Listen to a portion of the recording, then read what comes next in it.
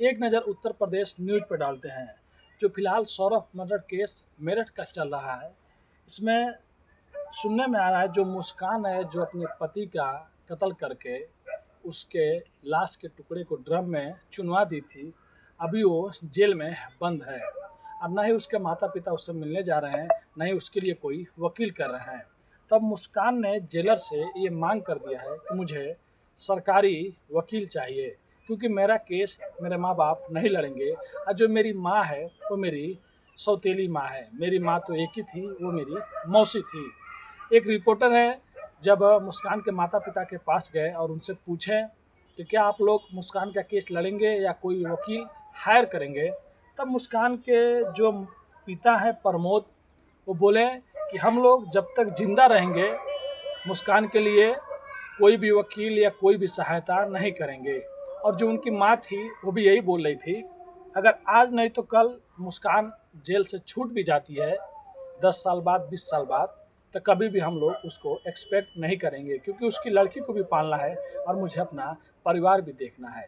तभी रिपोर्टर वहाँ पे मुस्कान की माँ से पूछता है कि ये बताइए, आपको मालूम था मुस्कान काला जादू या ये सब चीज़ सोच रही है करने को, या ये सब चीज़ जानती थी? तो मुस्कान की माँ बताती हैं कि ये सब चीज़ तो मेरे को नहीं मालूम है, लेकिन हाँ, कुछ सालों पहले वो मेरे से इस चीज़ के बारे में पूछ रही थी, लेकिन मैंने उसको मना कर दिया कि मेरे को कुछ मालूम नहीं है।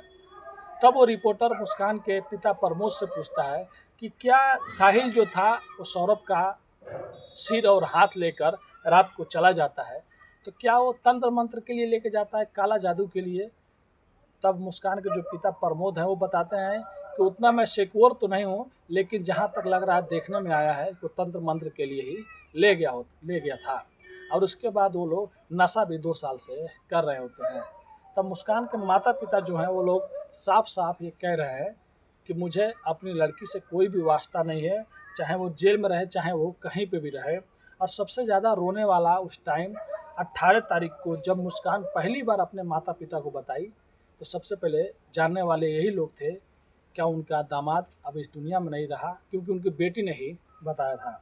जब वो रिपोर्टर आज तक कमा का ये पूछता है कि ये बताइए, सौरभ ही आप लोगों का घर का खर्चा चला रहा था, तब मुस्कान की माँ जो है इस बात से पलट गई कि ये सब चीज़ झूठ है। और ऑलरेडी पहले से ही मुस्कान के पिता जो है वो सराफा में एक जो सोने चांदी का जो ये सब होता है वहाँ पे कारीगर है, अच्छे खासे पैसे कमाते हैं, और कुछ जगह थी वो बेच कर उन्होंने घर बनाया है।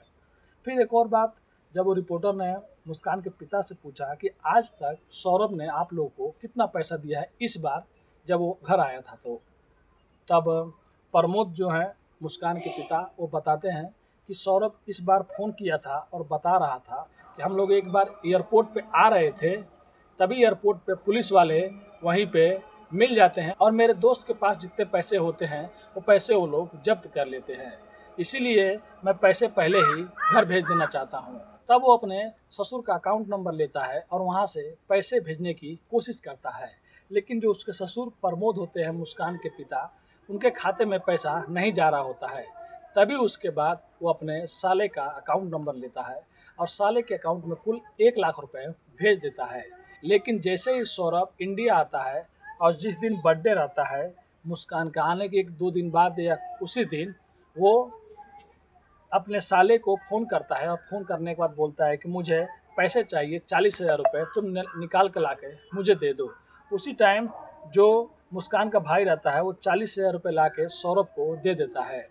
और सौरभ के मर जाने के बाद जब मुस्कान ये बताती है कि मैं घूमने जा रही हूँ और सबको मैसेज करती है, यानी कि 4 तारीख के बाद जो शिमला गई होती है, तब वो वहाँ से मैसेज करती है सौरभ के मोबाइल से अपने भाई को और बोलती है कि तुम सुरभि के अकाउंट में 40,000 रुपये ट्रांसफ़र कर दो या 40,000 रुपये उसके अकाउंट में तुम भेज दो।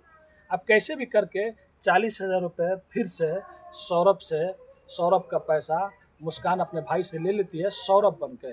अब इधर तो इन लोग को ये मालूम है मैंने तो एक बार 40,000 रुपये दे दिया और एक बार 40,000 रुपये दे दिया। तो ये आज तक का एक रिपोर्टर है जो भाई साहब इन लोग से पूछ रहे थे, तो उसमें ये लोग बता रहे थे।